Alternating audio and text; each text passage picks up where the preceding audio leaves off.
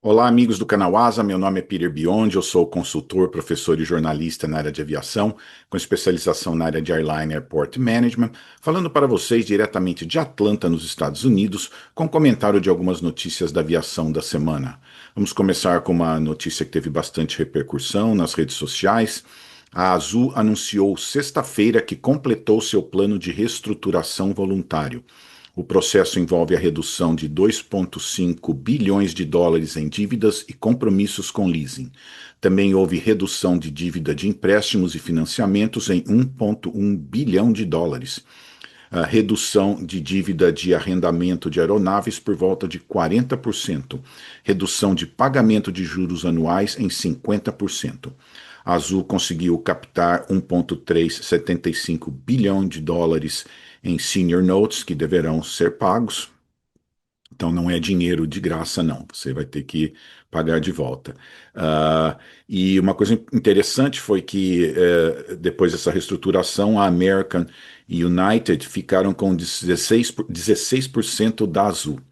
E muito interessante porque a United já tem parceria com a Azul há 12 anos e a Azul também deverá começar esse code share com a American, que já tem também code share com a Azul.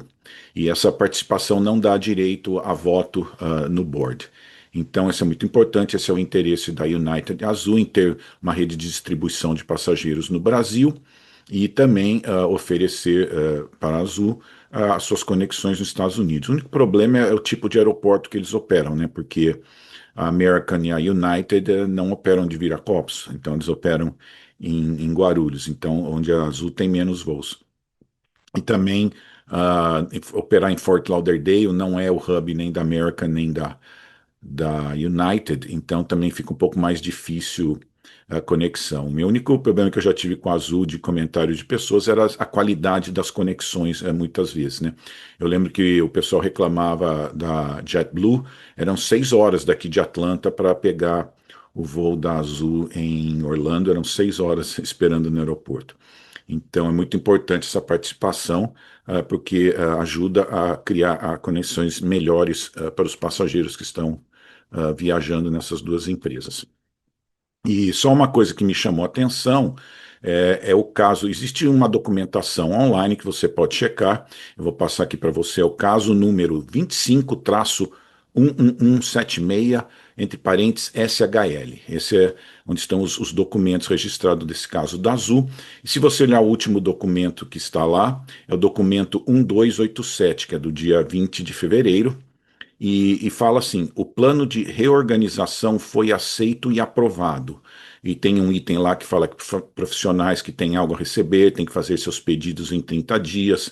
E, por sinal, é um processo caro, fiquem sabendo disso. Todo esse processo de recuperação judicial.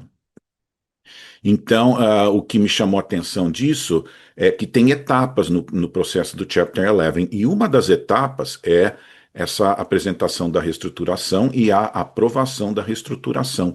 Mas isso não significa a saída do Chapter 11. Muita gente anunciou como saída do Chapter 11. Pelo que eu olhei, para você considerar que saiu do Chapter 11, você tem que ter um discharge e um final decree, né? Então, uma vez que o plano é aprovado e implementado, a corte emite a liberação das dívidas e emite uma ordem final fechando o caso. Eu não achei essa ordem final fechando o caso. Então, eu estou curioso se é correto falar que ela saiu do Chapter 11. Isso é muito importante porque nós estamos no mercado de ações aí, você pode ter problema com alguém falar, sua informação não foi precisa, ou a sua informação foi colocada de certa maneira que pode funcionar de um jeito ou de outro, né? Então é muito importante definir isso. Eu pessoalmente queria saber, foi término da reestruturação ou foi realmente uma saída do Chapter 11? Deixo aí a lição para vocês fazerem uma pesquisa aí, tá?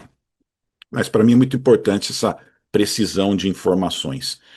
E só para saber, né, o resultado do quarto trimestre de 2025 da Azul deve sair dia 19 de março, vai ser muito interessante ver. E até 30 de setembro de 2025, a Azul tinha anunciado um lucro de 1.775, 1,755 milhão de reais. E Nesse caso agora também a American e a United injetaram, acredito, entre 200 e 300 milhões de dólares. Mas uma coisa para lembrar também, que as dívidas não foram eliminadas, elas foram apenas reduzidas. Ainda tem muito trabalho pela frente e a competição no Brasil não está fácil. Essa questão da Latam começar a incorporar a Embraer na sua frota, a Gol também está vindo com tudo aí. Então ainda é difícil o Brasil operar e ganhar dinheiro, né? Então, é isso que eu preciso. Não precisa tanto de financiamento como você precisa ter lucro. Então, isso que é importante para as empresas no Brasil, ter lucro. Ah, agora, uma importante também, que é o colunista de aviação Fernando Pamplona postou em sua conta do X que o presidente da Gol anunciou que a Gol irá operar aviões de grande porte A330 através de um contrato de leasing, um ACMI, que é Aircraft Crew Maintenance Insurance, com uma outra empresa, e não ter seus próprios aviões. A possibilidade é de usar os aviões da Wamos Air, que também faz parte do Grupo Abra. A estimativa é que as operações comecem em junho e podem durar de 2 a 5 anos. A Wamos possui aviões A330-300 e o A330-200. O único problema é diferentes versões do avião, em diferentes configurações das poltronas. E, segundo essa fonte, a operação ainda precisa de aprovação do Grupo Abra. Essa é a saída mais rápida para começar a operar esses voos. Parece que talvez aí para os Estados Unidos, né? Esse ano é Copa do Mundo. Então, ter uma empresa dessa talvez seja o jeito mais rápido de ter essa operação no Brasil. A Wamos Air ela é baseada em Madrid, na Espanha. Ela tem uma frota de 13 aeronaves, 5 A330-200 e 8 A330-300. As aeronaves A330-300 têm três tipos de configuração diferentes, então esse é um problema. Tem que ver se a Wamos vai ter essas aeronaves disponíveis e se não vai ter aquele problema de cada aeronave que vem tem um tipo de assento diferente, tem que mudar passageiro de lugar.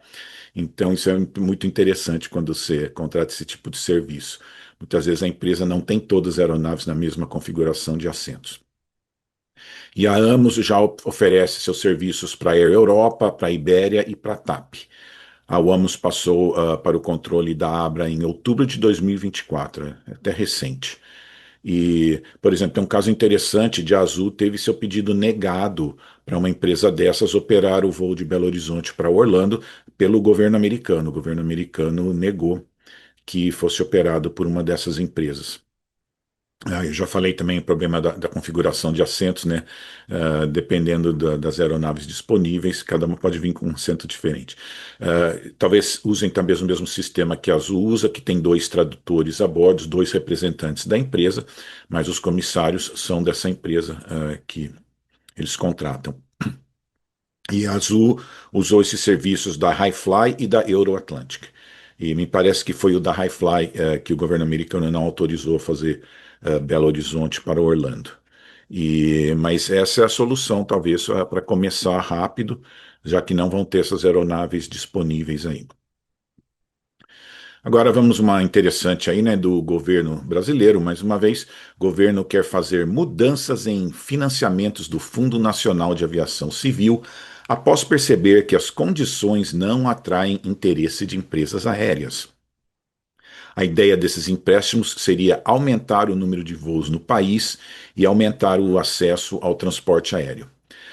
Uma alteração seria o aumento de 10% para 30% para o financiamento de aeronaves fabricadas no Brasil, no caso da Embraer. Exigência de aumento de voos na Amazônia, que está relativamente alto, eles estavam exigindo 30%, eles reduziriam para que a empresa tivesse que operar apenas 15% em voos na Amazônia e no Nordeste. Os juros desses financiamentos estaria entre 6,5% e 7,5%, que seria considerado um pouco abaixo do mercado, mas em algumas situações de leasing não é uma quantidade atrativa esses juros. Então a proposta tenta emplacar também o uso de combustível sustentável. Então, mais uma vez, eles perceberam que não vieram com uma boa proposta. Só para ter uma ideia, o Fundo Nacional de Aviação Civil foi criado em 2011 e ele é vinculado ao Ministério de Portos e Aeroportos. Ele financia o desenvolvimento, modernização da infraestrutura aeroportuária e o fortalecimento do setor aéreo brasileiro. E ele utiliza recursos de outorgas pagas pelas concessionárias de aeroportos. Então, o problema de tudo isso é você querer ajudar, mas não perguntar como, né? Olha, a gente te ajuda, mas com essas condições. Então, o problema dessas ajudas são as condições. Aqui nos Estados Unidos a gente chama do price tag. Fala, isso aí eu vou te ajudar, mas vai ter um custo, vai ter aquelas coisas das linhas pequenas, né? Que é isso, de tentar de certa maneira, forçar as empresas a operar na Amazônia, operar no Nordeste, a comprar combustível é, SAF, né? Então, é muito interessante como funciona esse tipo de coisa. E não funciona. Você quer fazer uma coisa forçada, não tem jeito mesmo. Melhor coisa, né? Eu sempre falo, quem quer ajudar, pergunta como. Por que que não perguntaram desde o começo? Olha, empresas, o que vocês se interessariam? Então, vamos ver, chegar num acordo. Não. Prepara-se uma coisa e tenta enfiar na goela a força, né? Então, não é assim que funciona, não. Eu estudei conflict management, né? Você tem que fazer aquelas reuniões que todo mundo sai ganhando, tem que ter um equilíbrio e não fazer uma coisa apenas para capital político, mas realmente para beneficiar. Eu digo de novo, quem quer ajudar, pergunta como. Então, e é o que eu falo também, mais do que tudo, as empresas precisam de condições para lucrar no Brasil. Alguém pergunta, olha, por que será que ela não lucra? Não é só ficar dando financiamento que tem que pagar de volta, mas e aí, como que você pode fazer para as empresas lucrarem no Brasil? Então, essa é a questão principal. As empresas precisam ter lucro, não precisa forçar nada. Onde está o lucro, as empresas irão. Se elas não vão em algum lugar, é porque não tem lucro. Então, tem que fazer o lucro como o atrativo para as empresas irem voar nos destinos.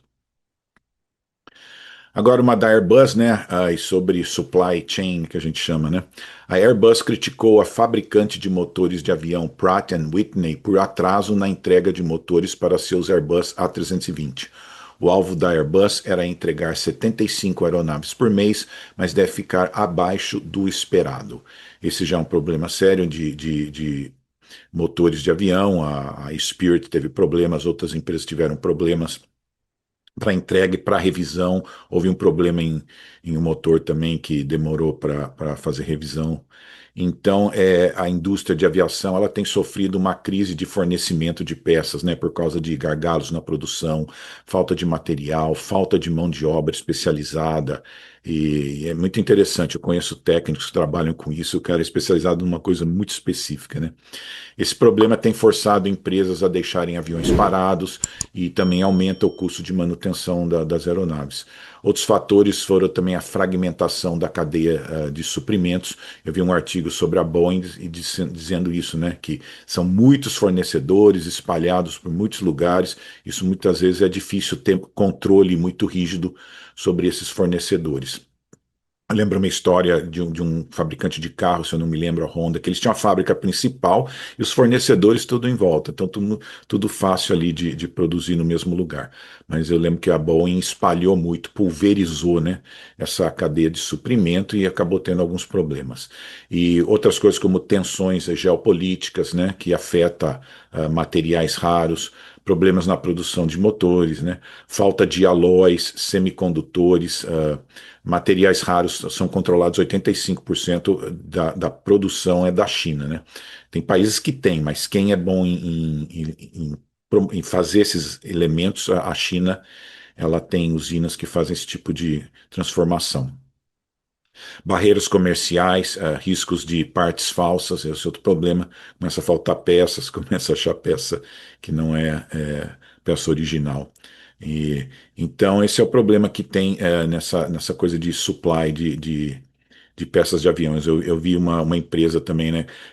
São aviões iguais, mas dependendo de quando o avião foi fabricado, tem peças diferentes, porque teve que mudar o fornecedor da peça, né? Eu vi uma vez na British Airways tinha um radar meteorológico, para a mesma aeronave tinham três modelos diferentes, dependendo do ano de fabricação do avião.